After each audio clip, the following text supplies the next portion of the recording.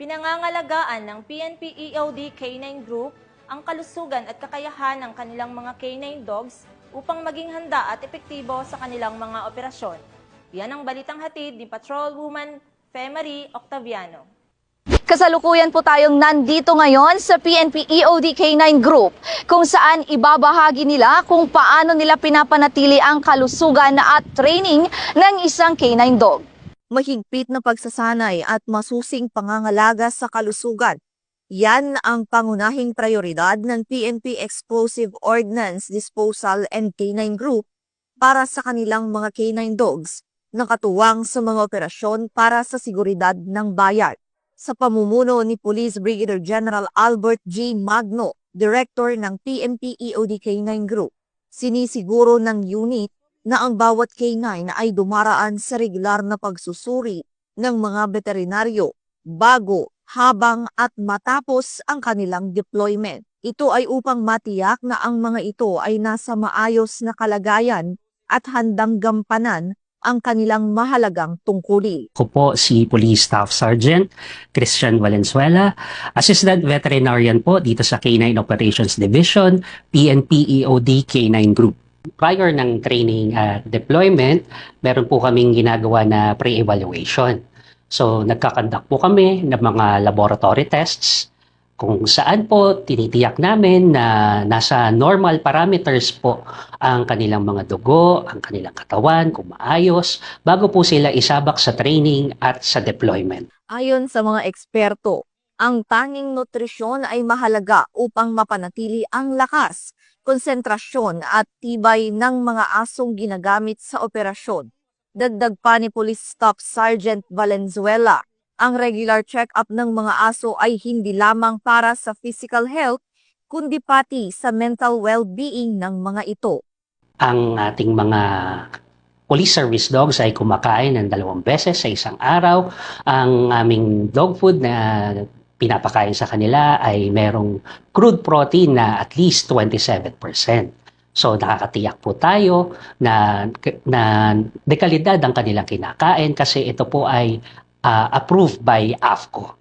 Samantala, ibinahagi naman ni Police Colonel Arnold Perez Solomon, ang Chief K9 Management and Training Division, na bahagi rin ng pamunuan ng grupo na ang training ng mga aso ay maingat na dinisenyo upang tumugma sa iba't ibang uri ng operasyon, gaya ng explosive detection, search and rescue at tracking. In behalf of our Director, Police Brigadier General Albert Gamboa Magno, the Director of EOD K9 Group, Police Colonel Arnold Perez Solomon, the Chief K9 Management and Training Division. So from puppy, sa first 2 months na is ihiwalay na dun sa mother niya para i-banding na dun sa magiging handler. Pag nakikita natin na may mga exposure na sa environment, sasanay naman natin sa mga obedience, kasama na rin doon sa yung tinatawag na kenneling, na sanay doon sa kennel niya kung paano pumasok sa kennel o lumabas. Then kung magaling na yung aso sa mga may basic obedience na siya, then maganda na rin yung exposure niya. Ibig sabihin, hindi na siya natatakot sa mga iba't ibang mga bagay. Mayroon tayong iba-ibang disiplin tulad ng narcotics, detection dog, explosive detection dog, then search and rescue dog, then combat tracking dog, police security and protection dog. So isisilik natin yung aso, titingnan natin yung yung heart niya, kukonsider natin yung heart assessment. Then, mayroon naman tayong mga prescribed na breed, mga ititrain sa working dog, magiging K9 natin. Tulad ng Belgian Malinois, Labrador Retriever, Golden Retriever, Bloodhound. Then yung small breed is Beagle and Jack Russell Terrier po yung natin, sinisilik natin na breed. Kino-consider natin yung skills dun sa selection ng natin, ititrain natin ng aso. Unang-una yung Spray drive saka hunt drive. Yung play drive, yung paglalaroan nyo yung bola hanggang abot ng ilang minuto. 1 minute to 3 minutes. Then yung play drive, itatago mo yung bola, yung tulad sa damuhan. Hanapin niya. Yung hunt drive, talagang parang i-hunting niya yung target na toy niya. Either ball o kung ano yung mga toy na interested yung aso.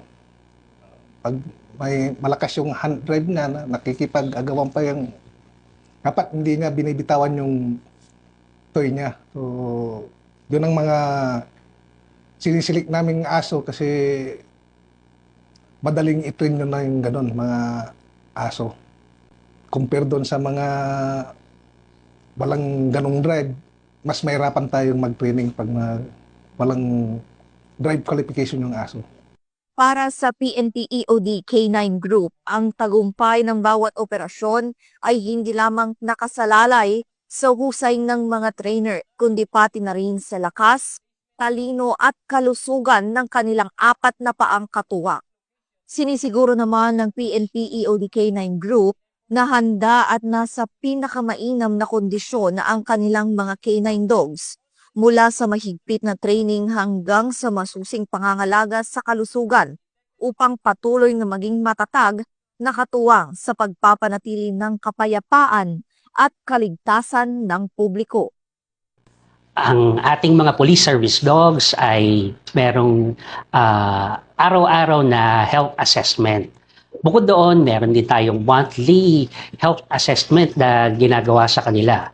At doon sa mga malalayong regions, RECUS, meron po tayong programa, ang e-consulta, kung saan po online, nakakausap po ng mga dog handlers po natin ang ating magagaling na mga veterinaryo. So sa mga aso nyo po, meron man tong breed o kumbaga Aspen, wag po mag-atubili na sumangguni lagi sa sa inyong mga veterinaryo para makasigurado na maayos ang kanilang kalusugan. Lagi po na i-update ang kanilang mga bakuna, ang kanilang pagpupurga, at magpaprograma po na para makaiwas po sa mga parasitiko. Ilan po, maraming salamat.